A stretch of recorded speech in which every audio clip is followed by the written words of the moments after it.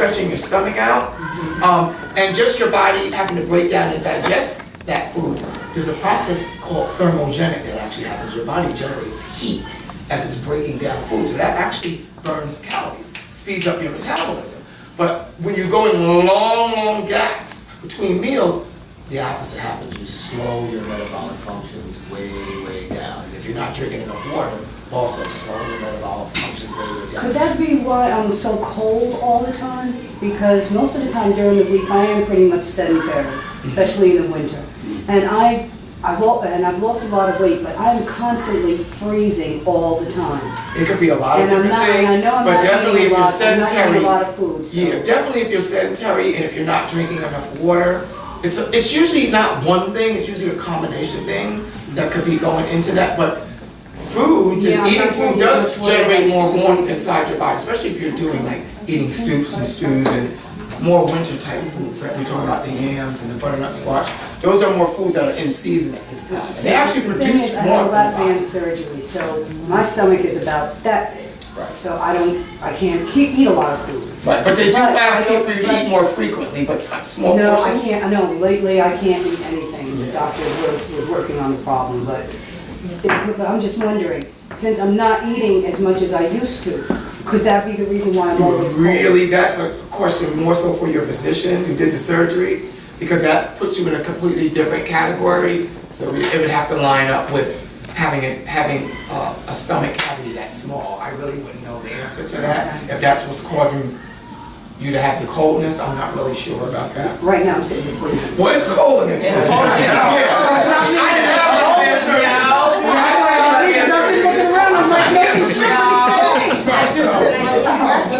You say you're cold all the time, even when you're not in this. So I would definitely ask about that. Our feet are cold because it's cold in here. Okay. Now this one we talked about, but some of you came in late, we talked about, because I was talking about one of the things that www.choosemyplate.com, that they give you like a color-coded plate. You can actually print it out, print it up, print it off, and have it. And that's what number 5 is talking about making half your plate. I was saying, if the plate is color-coded, half of the plate is fruits and vegetables. So 1/4, 1 quadrant of the plate is your fruit, which is usually about 2 cups a day, and we'll go over that. And then the vegetables are on this bottom half of the plate in another color code. That's usually about, with the 2,000 calorie, because everything I'm talking about today is about 2,000 calorie paradigm.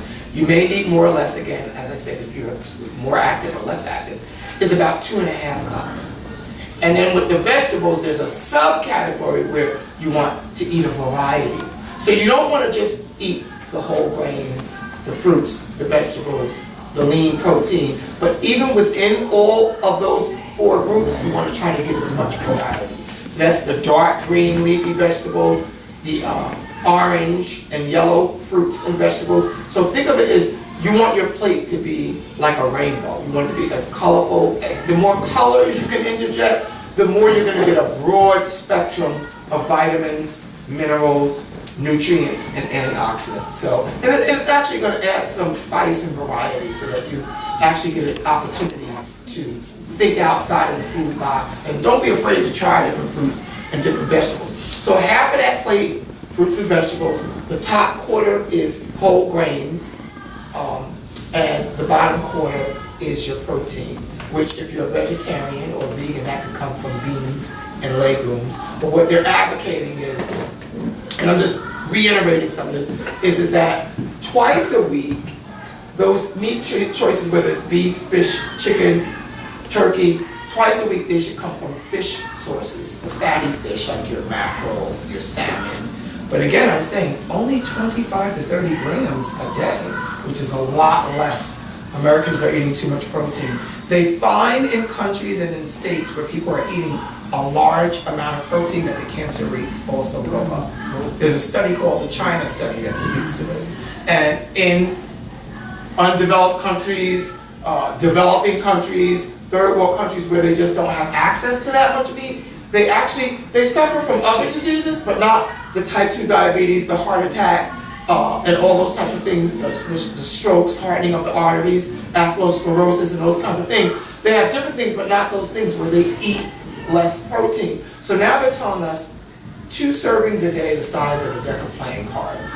And that could also be beans and legumes. If you're a vegetarian or you're a vegan, it doesn't have to be meat at all. And so those will also substitute as that protein. So begin to get that visual in your mind.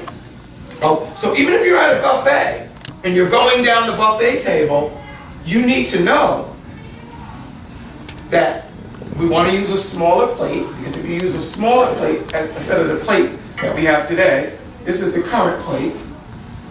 This is the plate of about this is the plate of about maybe 25 years ago, and this is the plate of about 50, 60 years ago and beyond. So you want to use a smaller plate because then you can fill up the plate, and it gives your eyes a visual that you're eating a little bit more.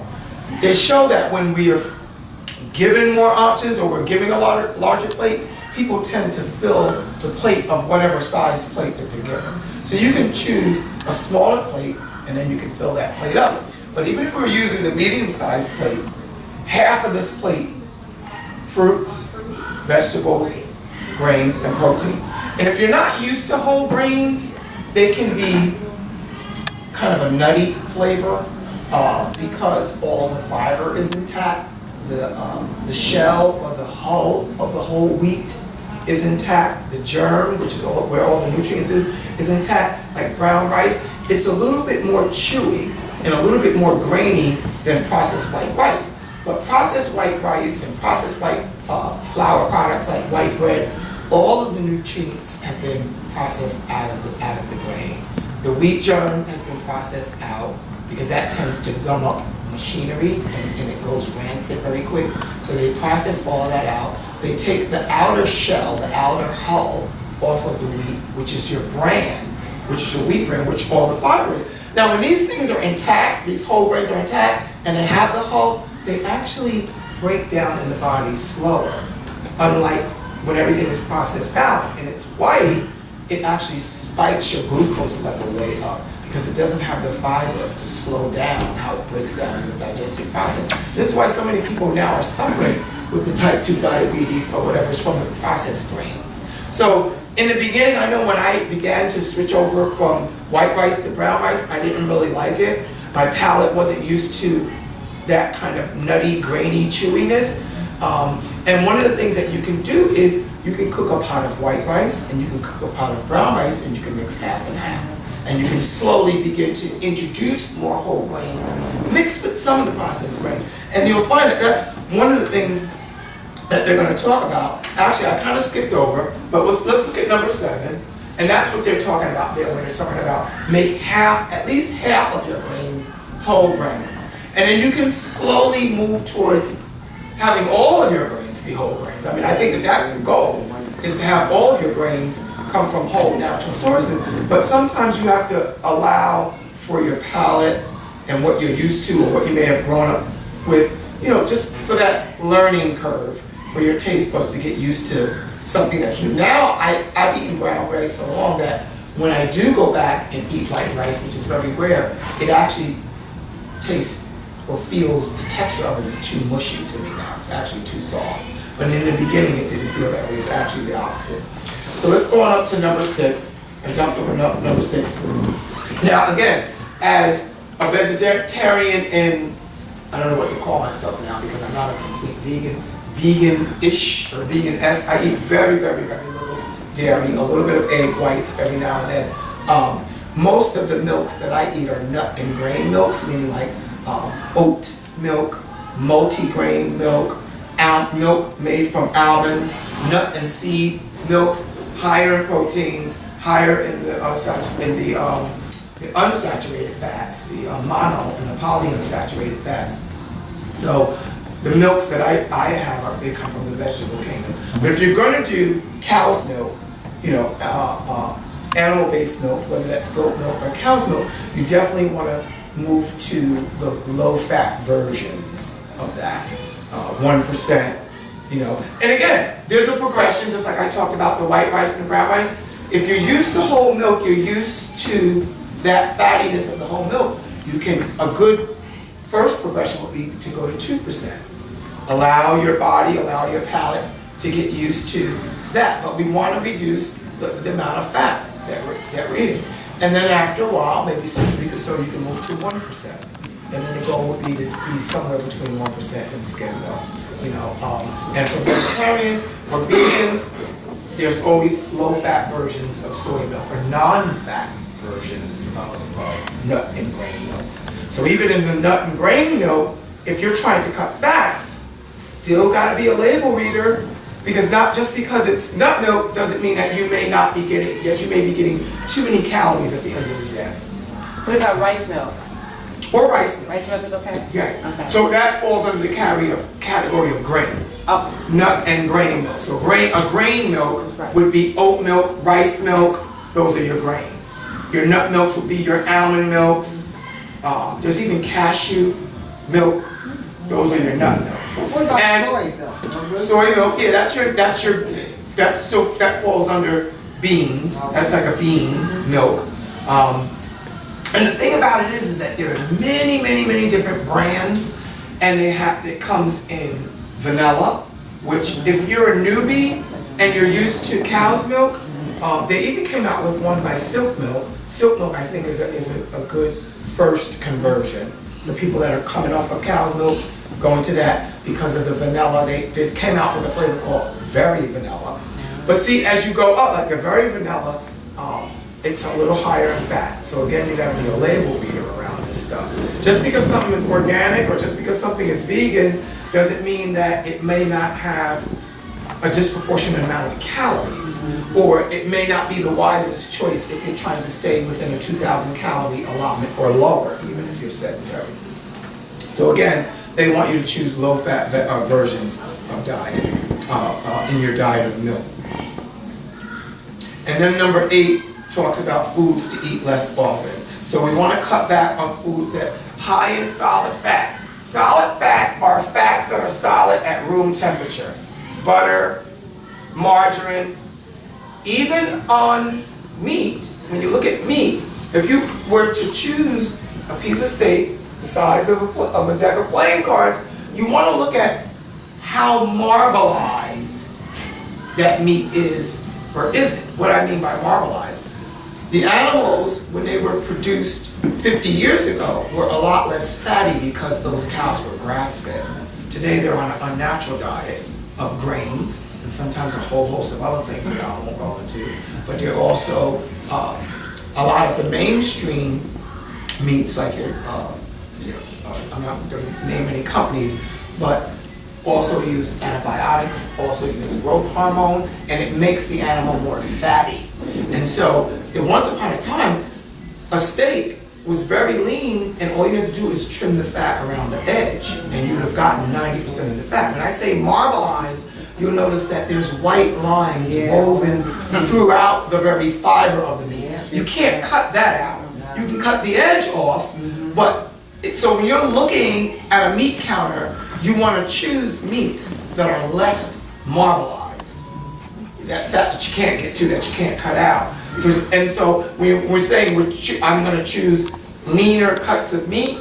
You have to look at that. Well, wow, how marbleized is it? So the cows that are shot up with the hormones, the cows that are on a lot of antibiotics, the cows that are mass produced from feedlots, that's the type of flesh that it produces, flesh that is highly marbleized. So you want to eat a lot less of that, because that fat is also solid at room temperature. And it also includes, now let me clarify this. I'm going to read this and hold your oohs and ahs so I can clarify this. Also what to eat less often. Now, here's a good point. It doesn't say cut out completely. Less often. Cakes, cookies, ice cream, candies, sweetened drinks, pizza, fatty meats. We also talked about like ribs, sausage, bacon, processed meats like hot dogs. These foods are to be eaten as occasional, and the emphasis on occasional treats. So it's not that you have to eliminate them completely, but it should be a treat, only every now and again, maybe 10% of your total, caloric intake over the course of a week. So that's really, really cutting way, way, way, way back. Now, the good news is that there are healthy versions of the cakes, the cookies, and the ice cream. You can use, you can buy one of the brands is called Skinny Cow. Really, really, really delicious. You can have an ice cream cone, or you can have an ice cream sandwich with only 150 calories, and it tastes like a regular ice cream sandwich. Now, you can't do like me, because what I do is if I buy a box of Skinny Cow, I think I'm supposed to have an ice cream sandwich every night before I go to bed. So that's not practicing. Which one is not practicing? Number 3, portion control. So, I mean, even if something is low fat or low cal, again, you still have to practice portion control. It doesn't mean eat the whole box, So, again, I'm in my process. I'm not perfect, but I realize that, and I'll do that. I'm like, oh, well, a Skinny Cow ice cream sandwich is 150 calories. Can I have 2? That's still only 300 calories. That's not as much as a cup of Haagen-Dazs. But the purpose is to be able to enjoy it, kind of get that craving out of your system, and still be, again, at that lower caloric deficit where you still may have a few extra calories at the end of the day, and then you can have another piece of fruit, or you can have a fruit cup, maybe some fruit cocktail in fruit juices as opposed to like a light syrup or a heavy syrup. So you begin to look at little changes, little ways. Small changes go a long way. Just eliminating a 12-ounce can of soda every day, you will lose anywhere from 6 to 7 pounds a year, if that's all you did. So, because there's about 12 teaspoons of white refined sugar in a 12-ounce can of soda. So just cutting out soda, you'll see your waistline begin to decrease. Number 9, let's go down to number 9, sodium. Now we're talking about sodium chloride, table salt. Truthfully, you really only need about 300 milligrams of sodium a day, but that's almost impossible to get that little. So what they advocate is no more than 2,300. But 2,300 milligrams of sodium is a teaspoon a day. A teaspoon sprinkled throughout your whole entire day. Again, so you have to start to become a label reader because you have to begin to look at the sodium. Sometimes that's a part that people kind of go over, so you want to look at, if you are going to have, of course, fresh is always better. And now sometimes you can go to supermarkets, Whole Foods, Eat Gourmet, other places where they have homemade soups made every day. But if you are going to go for the canned versions, you want low sodium or no salt, because those canned things tend to have a lot of sodium, and that's directly connected to high blood pressure, right? We have a nurse here, so I'm going to make sure I'm on point, that they connect, overuse. America's eating a lot of processed foods. To process these foods, and for these foods to have such a long shelf life, they have to put a lot of salt in them to preserve them. So even in some of your diet foods, which again I can't mention any names, but some of your diet centers have their own prepackaged food. Now they're lower in calories, and people do lose weight on these programs, but again, you gotta watch the salt, because a lot of these prepackaged foods are very, very, very high in sodium. Drink water instead of sugary drinks. So I already driven home the point about just eliminating 1 can, 12-ounce can of soda a day. 11 teaspoons of sugar. So could you imagine if I took this bottle of water and just did this 11 times with a teaspoon? I just want to give you that visual. This is a bowl of white sugar. 2, 3, 4, 5, 6, 7, 8, 9, 10, need one more, 11. 1 can, a 12-ounce can of soda. And now if we're drinking the big gulp, and we're having 2 big gulps a day, because you get the free refill, so you get 1 and then you go back to the concession stand at the movie, because they said, well, they did say I can get it refilled for free. Imagine how much sugar that is. And you haven't even had your dinner yet. That's just, you drank those calories. So again, I tell my clients all the time, you cannot work out an ill-poor diet. The calories are much more powerful than that little half-an-hour workout that you're doing. You can work out like a rhinoceros. You will not be able to burn enough calories if you're going way over your calorie allotment. And a lot of the calories that we burn in cardio we only get the benefit for that time that we're doing cardiovascular exercise, whether that's 30 minutes or an hour with running, swimming, Zoom class or whatever. When you strength train in a fashion that's done with a high intensity, meaning that you're only resting about 30 seconds in between reps and sets, and you're working more what they call anaerobically as opposed to aerobically, that caloric burn continues well after the exercise has stopped, anywhere from 24 to 48 hours. So there's an extra benefit from building lean muscle tissue and strength training that you don't necessarily get from just doing straight up cardio. So that goes in a long way. But even with strength training, you need to eat the right amount of calories and a lot of variety. Half your plate is fruits and vegetables, the other half is whole grains, and make half of the whole of the grains whole if you're eating a lot of processed grains, and the other half can be processed grains, but you want to move towards that. And pull back off of protein. Eating way too much protein.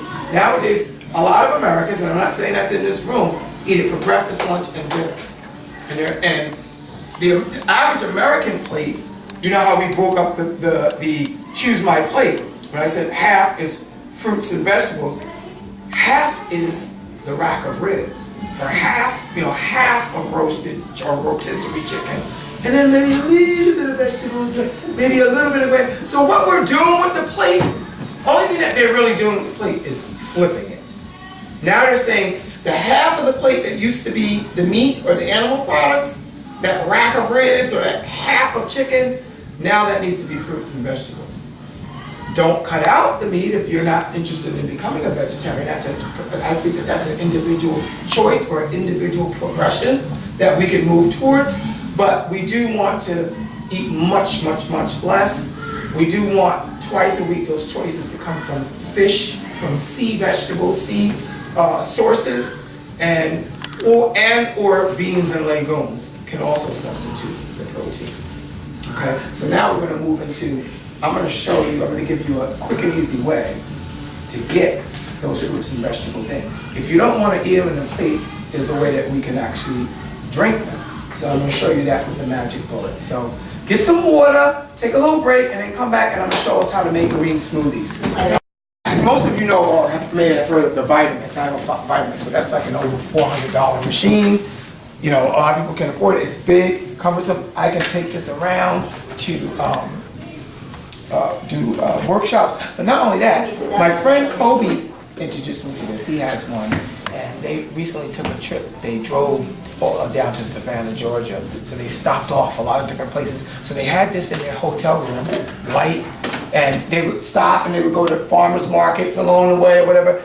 And they were like, they could just smoothie wherever they wanted to, right in their hotel room. And love it. So this sits on the base and you can support it like this. This is actually a really, I'm not sure how many RPMs it is, but it's a really strong motor.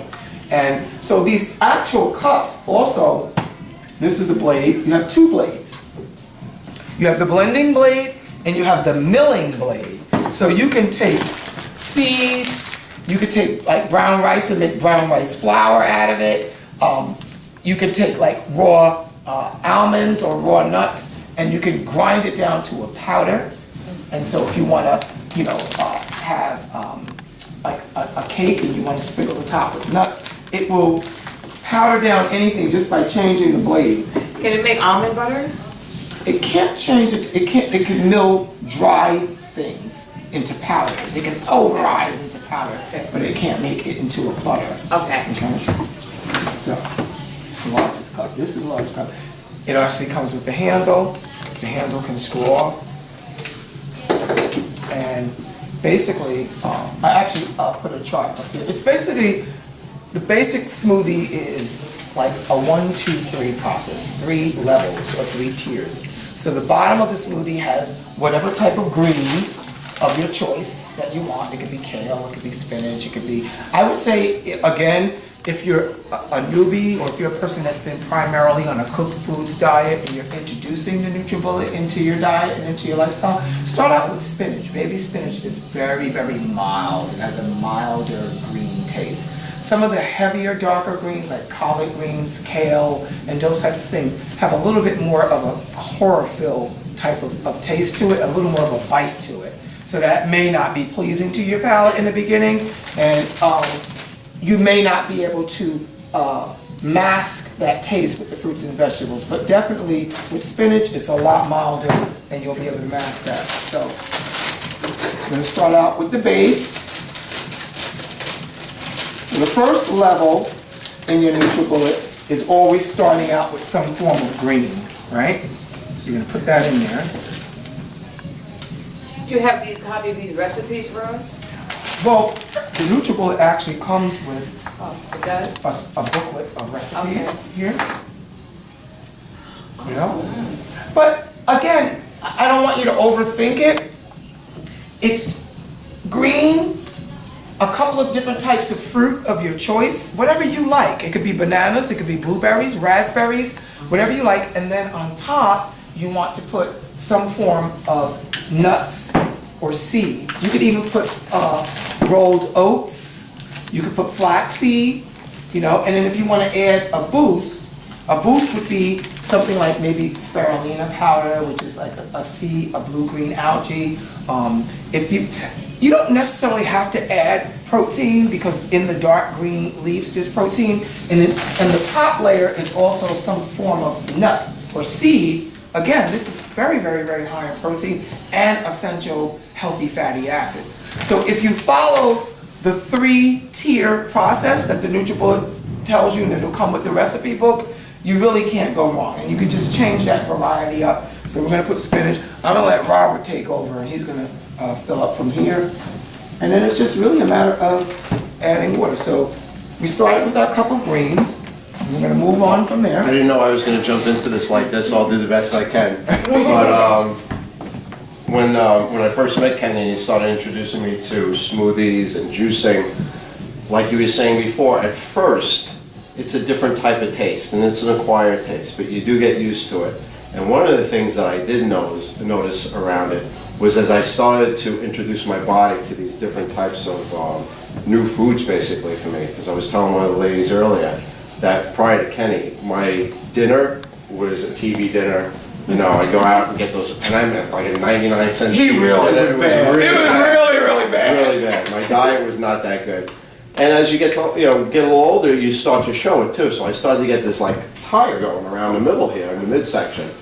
But Kenny introduced me to smoothies and so forth, and I started to incorporate that into my diet. And I also eliminated a lot of meat. I was doing a lot of red meat. At one point, although I was only 165 pounds, between 155, 165 pounds, my cholesterol was 280.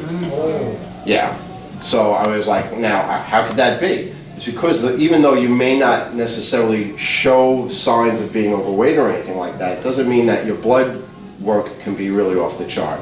So one of the things, eliminating a lot of red meat from my diet helped me quite a bit as far as dropping down my cholesterol. I just went for my annual medical about 2 weeks ago, and I got back to the blood work, and my cholesterol now is down below 200.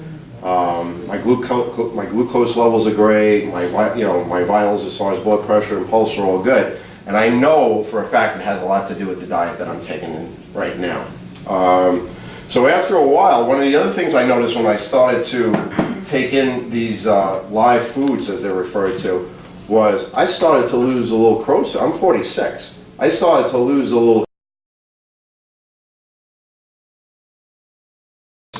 or seeds or something. A lot of nutrition, right? Yeah. So I'm going to try and... You got your good fats, protein, if we're all concerned about protein. that in. There's your protein. And then we'll add our water. How about that? Just And everybody's... take the whole thing off. Yeah? Okay. There we go. Thank you. And we're going to fill it up to the line as it suggests. We're actually a little higher here, but as this goes down, we'll be okay. What I love about it is the cleanup is the cup. That's it. Once you Exactly. rinse the cup out, That's it, huh? see, I have blenders, juices, and all that, but what Screw on the top. is an impediment is if it's too tedious, I won't do it. And if it's too much cleanup, you're just gonna collect dust. I'm so in love with this, not because of what it does, but it's so convenient. Drop it down. I love it. Relatively quick. It's a great little tool. Find a judge of yourself as far as the time frame. I'm so excited. Just take a look at it, you're looking for it to be pulverized, you'll be able to see it. Yeah, $100 you said? $100 You you get have. 20% off coupon. Bed Bath & Beyond coupons for 20% off.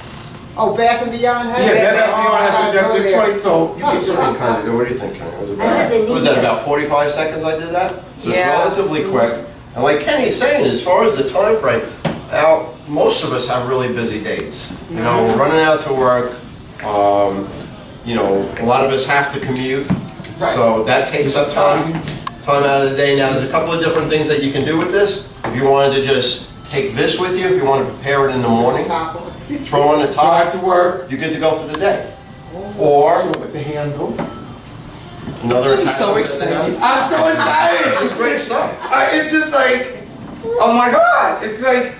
It's like a Vitamix compact, affordable. There you go. Yeah, work Now you got a little handle. It's so convenient. You know what I mean? Can we taste it now? Drinking sometime? Yes. Yeah, my smoothies. The Now- green one. Yeah, the green one. Now we're gonna all taste. And your energy, the big thing is your energy level will go through Yes. the roof. That was one of the other Give things it that a I couple of noticed. weeks, like 2 weeks of doing it. Incredible.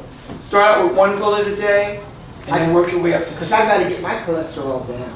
This is. But I want to get Now everything we talked about in the 10 points, if you drank 2 a day, there's that half plate of the fruits and the vegetables, the healthy proteins. Drink your nutrients if you don't have time to eat them. Now, one of the things that you'll notice about industrial orange juices or juices that you get out in, on the market is they want to make everything look appetizing. Yeah, they do. So now you look at this, this may not look that appetizing, but I can tell you this much, is that it's a whole lot more healthier. You don't have preservatives added into this.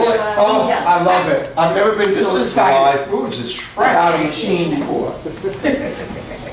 So you got, what do you have, guys? You have your bananas in here, you have your spinach, you have your raw seeds. How's it taste? Yeah, is it You good? have I did mango. Wow. And it doesn't taste It tastes salty. good. Yes. But also you have, the key thing is you have no preservatives in there. It's all fresh, it's all live. And the only thing we used to emulsify was water. So you're hydrating, you're getting some of your water in for the day. What kind of? And imagine that, just imagine that chilled a little bit.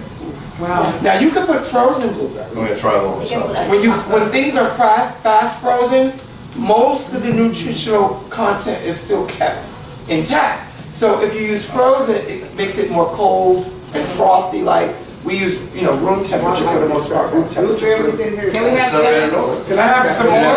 Absolutely, come on, yeah? Yeah, come on up here. We'll have to run. Thank you very much. Thank you so much. What kind of nuts? Whatever you like, as long as they're raw and That was unsalted. mango, yeah. So we As got long as they're raw mango, and banana, sunflower seeds. What do you like? You like Now, almonds? Penny, I can tell you, Everything. they're gonna be able to tell Cashews. you exactly, But I have what the. vitamins, oh, absolutely, it's delicious.